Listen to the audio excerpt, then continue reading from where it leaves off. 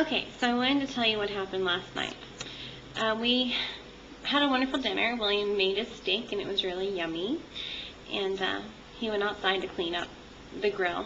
And I was on YouTube, and I was just watching some videos, and I absolutely love YouTube. As you guys know, I'm addicted to it now. And I hear my husband screaming, "Call the MPs! Call the MPs!" I'm like, "What?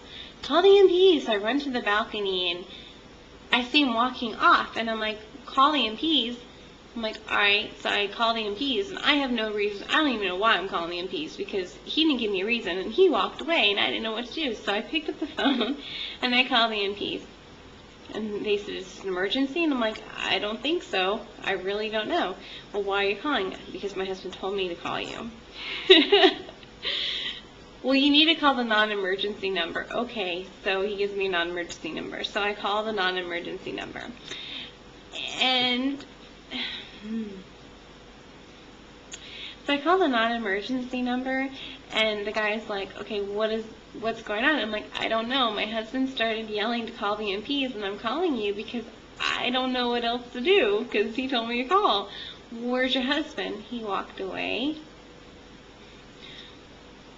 This is the stupidest story, I swear it is.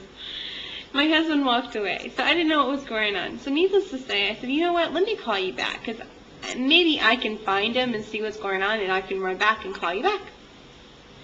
So I leave, because my husband's gone, and I walked in the direction he went. There's no sight of William anywhere, not one sight. So I'm like, okay, now I'm kind of freaking out, because he's told me to call the MPs, and now I can't find him, and I don't know what to do. Now, mind you, yesterday, I went to the doctor's, because ever since we came back from Regensburg, my right foot has been really hurting a lot, and I don't know what's going on. So I go to the doctor's because I was forced to go, and I've been told that I hurt my tendon in my foot, the largest tendon that's in your foot that goes into the bone, and needless to say, it's very hard to heal. So as I'm searching for William, I'm limping and walking, and because I feel like I'm too young to walk with a cane, even though she says I should walk with a cane. I'm not going to walk with a cane. Do you understand me? I'm going to beat this. I am going to get through 10 days of my parents being here, and I am not walking with a cane. I will explore Germany and all the pain, and I will get through it, and I will show how strong I can be. Seriously. So after all this walking and looking and searching and no William to be found, and I'm freaking out at this particular point because my husband is nowhere to be found after he's been screaming for me to call the MPs. I'm like, what am I supposed to do? I don't know what to do. I'm like freaking out.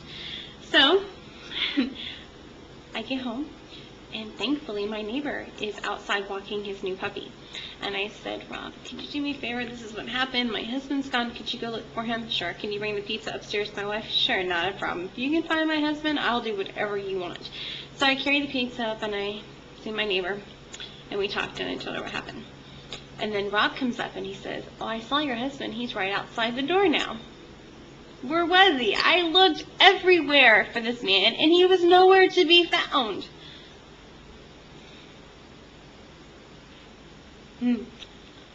So I limp downstairs, get down, and I see my husband. There are 3 people with him, and as well 2 MPs. So I'm like, okay, this is kind of interesting. I wonder what's going on. So I walk over to my husband, and he says to me, "I caught this individual throwing a cup in our bush, and when I asked him to pick it up, he refused."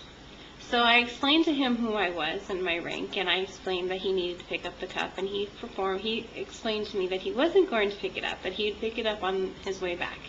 And my husband's reality is, well, you know, you're here, pick it up now, why do it later? You know, this is our front yard, and needless to say, it's disrespectful. The kid refused. So my husband walked around the building with these kids when they were leaving. Why can't you just pick up the cup? Just pick up the cup. It's not that hard. Just pick up the cup, people. Needless to say, it turned into a bigger event. I searched for a husband that I couldn't find over a cup.